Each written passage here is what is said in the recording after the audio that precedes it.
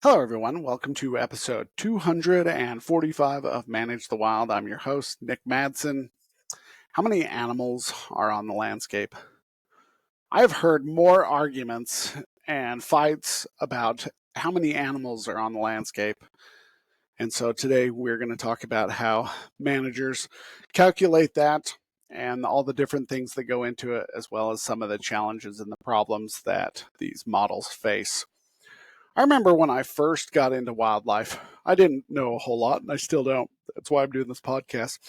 But one of the issues that I first saw when I came into wildlife is a conversation between a group of hunters that were upset about the amount of animals on the landscape that the biologist was saying. So the biologist invited them and their group to come out, and they would go and survey all the possible locations, and then they would come back and run it through the model. So the biologist came and ran through his model.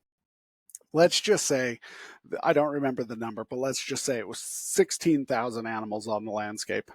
And these group of guys said, there's no way that there's 16,000 animals on the landscape. You're not getting every drainage. You're not getting every ditch. You're not doing near enough. And the biologist said, I know, I'm not, because I'm only counting 250 animals, 250 females, and calculating in my time, and our model is giving us X number, which was 16,000. So they went out and they counted. They got 20 plus guys together, and they surveyed and they surveyed, and they came across with 500 animals. And they said, I guarantee that that number will change because we have 500 animals in this amount of time. And so they entered it in, and the number was the exact same. And they were blown away. They still disagreed with the number because they said they got every drainage, and it's just not possible or feasible or monetarily possible to be able to go out and do that. There's a whole bunch that goes into these different types of surveys. Abundance surveys are one of the most difficult things, in my opinion, to get correct, just because the amount of issues that you come across that can be introduced. So all models are wrong, but some models are more correct than others. Abundance models help you calculate your population. They are the best way to understand how large of a population you have. It's important to know whether if your habitat in your unit can contain 3,000 elk, and your model says it has 4,000, then you've got some problems. Or if it says you got 2,000, then you have some different strategies for managing a unit. But you need to understand how large your population is. It's going to give you population trends. It's going to let you know from year to year if your population's going up, if your population's going down, and it's going to directly lead into your management decisions. Are the hunting permits, do I have enough elk tags, bull tags out there? Do I need to start instituting a cow hunt or a doe hunt because the population's over objective? It's also going to help you understand how your bears and cougars are doing. Now, this one's a little more difficult because these animals are harder to manage because they're harder to understand their abundance across the landscape. And wildlife agencies and nonprofits are always going to battle back and forth about whose data is better. They're always going to say, based upon their models, that there's less animals on the landscape, and the Division of Wildlife is saying, well, this is what we're coming up with, and they're saying, no, we got 500 less. There's going to be problems there, but it's going to let you know how to manage based upon if you're trying to preserve your habitat and maximize opportunity, as well as just make sure the overall species is doing well. The area that I live in has a small population of mountain goats, and you want your abundance counts to be accurate, or as accurate as possible, because if you overharvest, you put that population into a decline, which it's already gone through, and it could potentially wipe out the population. And you're constantly monitoring for changes. The challenges come from accuracy. how you're collecting the data, who's collecting the data, what type of data are you collecting is going to introduce bad data or bias, and that is going to alter and affect your data. What I mean by bias, let's say you have a unit and half of the unit has all the deer, and you're sampling only half the unit, and you're showing a really high abundance in one drainage. You go in there and you count all of your animals in one area, you're going to show that you have higher amount of animals across the entire landscape than you do if you had randomly sampled a high one as well as a low one. It's going to distribute it out, that data out better, and say you have less animals on the landscape versus if you're only going to those high visibility areas. The other issue, surveys are expensive. You're either flying, which is expensive, plus the man hours, or you're down on observing with glasses, driving roads, constantly getting out there. And again, that requires a lot of time, and time is money, and it requires a lot of manpower. And so that's some of the challenges.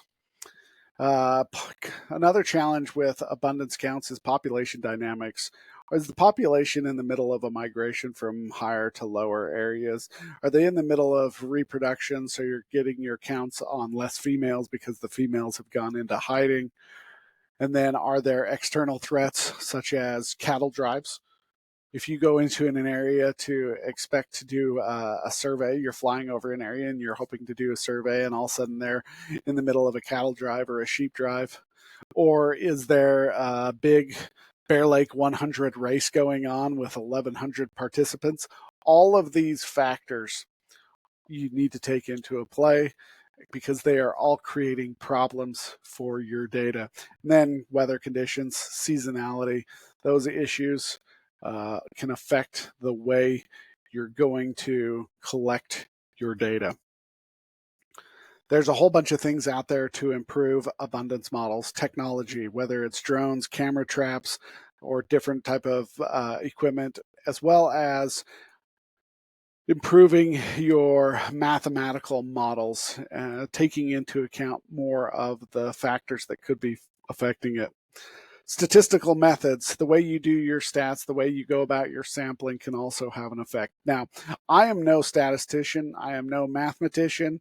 I took a stats class. I've only ever taken one stats class, and I took it in college. And the last week of college, as I was going, I met with the professor before the final, and she came to me and she said, "Hey, I'm excited that you're going to be taking my class next semester." And I said, "Well, I'm only supposed to take this class once." And she said, "It looks like you're going to be taking the class again." For some unknown reason, I blew away the final, passed it with flying colors, ended up being able to pass the class. It was my worst grade of my college career. I don't understand stats. I just know that you can sample different subsets, get different answers. That's about all I know. But understanding those statistical methods and how you implement them can have long-term effect. Making sure you're getting long-term monitoring in place so you can monitor those trends to give you better understanding of how the population is moving around the landscape, and then you can see some of the challenges in the areas that you're going to face.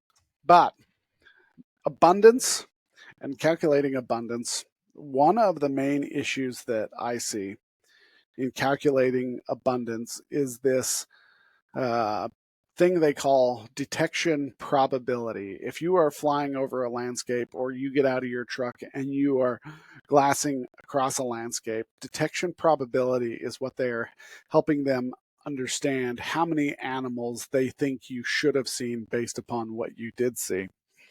Or it's also called sightability. Sightability is something that is kind of difficult for me to understand, but it's also not. But how they calculate it's difficult. But here are the factors that go into if you are flying across a landscape or you get out of your truck and you are glassing, sightability, these are the factors that go into it. Vegetation density, thick cover versus sparse cover. If you are looking at a thick stand of aspens with leaves still on it, your sightability is going to be reduced. versus if you are looking at an open landscape with virtually no trees and the shrubs are very low. Sightability improves depending on the animals that you are looking for. Time of day, early in the morning, late at night, low light conditions are all going to have an effect on what you can see. Weather conditions, the sky's clear, is it raining, is there fog, is there wind? All of these things are going to play into sightability. Terrain features, are you on rolling plains, flat meadows, or are you in hills and valleys, rugged terrain? That's going to affect some of the other issues they've got to look at. Sightability is animal behavior. Are animals more likely to be out during that time of day when you're observing? And then the experience of the observer. How good are they? Have they been out there doing this same thing for 15 years, or is this their first time? That's all the different things that go into it. Animal characteristics, seasonal variation, equipment quality, person who goes to Walmart and picks up a pair of binoculars versus somebody using Leicas, Swarovskis, or some of those other higher brands. They're going to be able to see a little bit better, have clear glass, and it's going to affect how they view animals. Sightability is a difficult one to predict. And if you get your sightability wrong, it's going to tell you either saw more animals than you should have or you saw less. And that's going to change your output and how much abundance shows. Abundance is important for hunters as well as wildlife managers. The higher the abundance, the more animals you're going to pursue, the more tags they give out, the more opportunity there is for everybody. The higher the abundance, higher the success rate. More animals, more opportunities, and you keep getting big mature bulls, your success rate grows through the roof. They've also measured it from the Division of Wildlife standpoint that the quality of hunt is better for individuals who find that there is higher abundance on the landscape. Now, this could be some areas. Your abundance overall for the unit could be low, but this area could have high abundance. One of those important things that you should be asking biologists is, how is abundance looking across the landscape? Are there a lot of animals packed really tight together, or is there animals spread out across the landscape? Because that's going to change how you look at hunting. It's going to have an impact on the age class of your bucks and your bulls. Higher abundance that has good habitat, higher abundance will mean you're going to have more and healthier mature animals. You're going to have more bulls, more bucks, and healthy landscape will continue to allow those things to happen. The lower, again, abundance, obviously, the lower or the fewer chances for mature animals being on the landscape. But this directly relates to habitat quality. There's two, it's a double-edged sword. The higher abundance means your population, your habitat is phenomenal because it can support all these. But over time, the higher that abundance becomes, all of a sudden you start to see habitat degradation, and it's difficult to stop habitat degradation once it happens. You've got to start pulling animals off the landscape, and you got to start worrying about overall abundance, overall population, and your objectives. Those are all the different things that go into abundance. Abundance is one of those arguments that biologists are going to continue to have arguments with the public over. The non-consumptive and those special interest groups are always going to be arguing about how many animals are on the landscape, and it's going to be one of those things that they're probably always going to be wrong because some models are better than others, but they're all wrong.